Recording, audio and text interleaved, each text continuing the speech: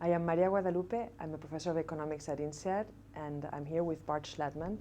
The Agile way of working is not only for startups, but it can be used to transform very large organizations. Bart was the COO at ING and spearheaded the transformation into Agile, and he's here to talk with us about Agile transformation. Welcome, Bart. Thank you. So can you tell us why you feel that these banks feel they need to move into this new way of working? Yeah. First of all, I think this trend started, of course, not with banks. The trend started way before on technology companies. If you go to Silicon Valley, etc., they're already working for a long time in this way of work. So when we start doing this, and yes, I work for a bank, so that's why maybe in a bank it started, but actually I will say this way of work will apply for all industries. As long as you want to innovate faster and you want to deliver better service to your clients in a higher speed. So I think that will be probably one of the most important reasons how to start and why you should start doing this. It always starts from a client. So I work in an industry where actually switching is not as high as, for example, on digital innovators, because they need to fight every day for clients.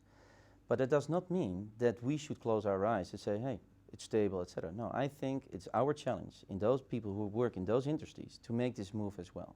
Because the behavior of clients are actually set by those digital innovators. And those clients are also my clients. So if the bar is raised there, I need to deliver. And I think one of the best examples is, if you now buy something online before 12 o'clock, the standard becomes now 7 days a week, that the same day you will have your package. So everybody should ask in their own business, why should, in my case, for example, a mortgage or a loan take 3 weeks? People expect that it goes much, much faster. And I think it's fair. So you should adjust yourself, your processes, your way of work to start delivering in this way, because that is what your client expects and what they might expect from you. And what would you say are the key elements of the Agile way of working? I would say the key elements, the key word is cooperation. The key word of Agile, of course, is cooperation. It's cooperation between business and IT. I think if you look at the Agile manifesto, if you look at the principles, it is end-to-end, which means business and IT needs to come together. I hear too many companies say, yeah, Bart, we work in Agile, but they only talk about IT. Now, many companies, including my companies where I worked, business was in a different building from IT. Now, if you work really close and you want to cooperate, do yourself a big favor, bring the teams together and work as a small team. And we have chosen not to go beyond 9 people. And what I think is very interesting about your experience is the fact that you've seen how big organizations can transform into this. It's not just the startups that start Agile, but are big organizations. So what would you say is, for a large organization who wants to change, what are the key ingredients to make this successful? Yeah, many people ask me, like, okay, how can you transform a traditional organization into a more flexible technology company? Now, first of all, I think it starts with that.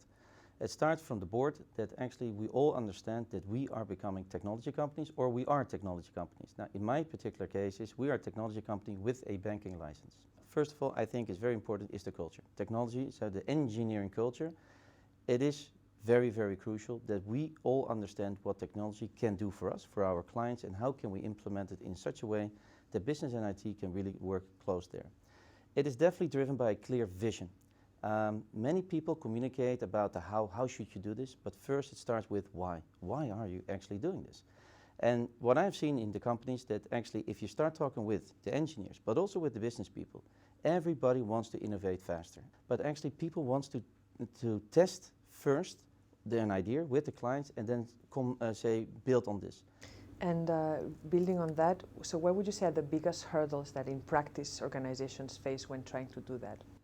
I will say transformations, it is very easy to talk about, but sometimes the implementation is tough. I think, at least from it's now 10 years of experience of doing transformation, I think the most important thing is stick to your vision, don't change quickly, then look at your people. Not everyone is change able. It's not because they're bad, no, it is just because maybe they do not fit in this way of work. Be honest there and go in discussion with each other, and maybe somebody needs to move from the board level all the way down. Because if you accept, and I've personally made some mistakes in the past there, if you leave those people in, at one point it will become clear that that's not working. And then actually the other people are frustrated. So if you show changes, then actually people will see, hey, wait a minute, it is really a different way of working. Don't make it like artificial. you need to give up. So I had one of my visits to technology company, one of the lead architect told me, Bart, before you go there, before you want to move into an agile way of working, please remind this question. How much are you willing to give up? If you are not willing to give up, again, from the board level all the way down, it will be very tough transformation. And also from your experience, could you describe some of the biggest satisfactions that you've seen, things that have surprised you or discoveries you've made? Yeah. First of all, the unbelievable flexibility in human beings. There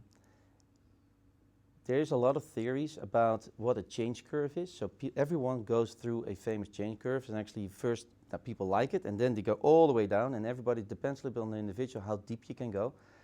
In the beginning, I thought it was very theoretical, but then I saw actually that everyone, including myself, is going through this change. If you do it more, then actually people get adjusted. So what I have seen now in my career here is that actually if you do it within a company a couple of times, and again, I think any company at the moment is in transformation or should be in transformation because the surroundings are changing so fast. It's just an adjustment of your work according to your client's behavior and client needs. And then actually you see the unbelievable flexibility in people. And people actually start enjoying it. And of course, there are issues you need to solve and you need to help, but I will say that is for me one of the most pleasant moments that you will see that people really, really become. It's quite remarkable. So Lucia del Carpio and I have been working with you for a while now, where we were conducting a survey of ING employees while the transformation was taking place. And we were sharing some of the results with you as they went along. So can you talk a bit more about how did ING, and where you were at ING, experience this, and how did this assist you in the transformation? I think we met each other and we actually started together the journey on, okay, how can we do this? How can we measure success? For me personally, it was very important that if you're so in a transformation, you're so much into like the day-to-day, you need to have an independent view on, okay, is it really going the right direction, yes or no? Or do I see stuff that I want to see and I cannot make it objective anymore? And that's when I really start enjoying it, working with you and with Lucia. I think it's very important to create a set of objective measurements and see the trends. And see the trends, is it going well or not? Because it's very simple to say in the beginning everybody's very happy, but if the underlying trend is not good, you need to make sure as soon as possible you need to start, say, adjusting there. And moving forward, how do you see the future of banking, given all these transformations and all these banks adopting these new kinds of ways of working and rethinking their business models? I think banking will always be there, but I think the level of service will change. What I said, I think the level of service will definitely go to driven by the digital innovators. So yes, of course, it will become more digital. On the other hand, I think still the physical side will be there on advice, etc. But we will get more and more data, and we will get more and more use and tools to optimize this service. And I think also, and that's what you will see in many different banks around the world, we go providing service beyond banking. We will extend what we call our customer journey. Would you have any concrete advice for managers or heads of companies who are thinking of implementing these in their organizations? Yeah, first of all, I will say, don't be afraid. Secondly, I will say, please look at your clients and then look beyond your industry. It is very, very easy if you're in a business to look at only your competitors and then become, quote unquote, a little bit blind. Why? Because again, I know all my competitors in the market, but they're all financial institutions. And the question is, are they really driving customer behavior, yes or no? Or do you want to go something beyond and really make a difference? Thirdly, I think it's also important, what I see and what I advise some other companies as well, is you cannot go wrong. Because again, what you want to do here with this agile way of working, you want to at least focus on the change. How can you innovate faster? Now, just start with an area. I will say choose a relevant area. Don't choose a small area, but take a relevant area and just try. Because what is the worst can happen? Maybe you will not innovate in 3 months something. Okay, that's okay. Does it really matter? No. So you cannot go wrong. But what you will see is if you do it there, the other people will look at it and say, hey, I want this too. And then actually the whole transformation will be much simpler. But then please start at a very relevant area and just try it. And focus and measure and measure and measure. because measurements, objective measurements, will provide you the real data, because you will have people in the beginning who love it, and you will have people who hate it. And depending who you talk to, you will get color, but facts are always there. So if you start doing that, then I think you will have an unforgettable journey, and you will learn as an individual a lot. So have an open mind. Wonderful. Thank you very much. You're welcome.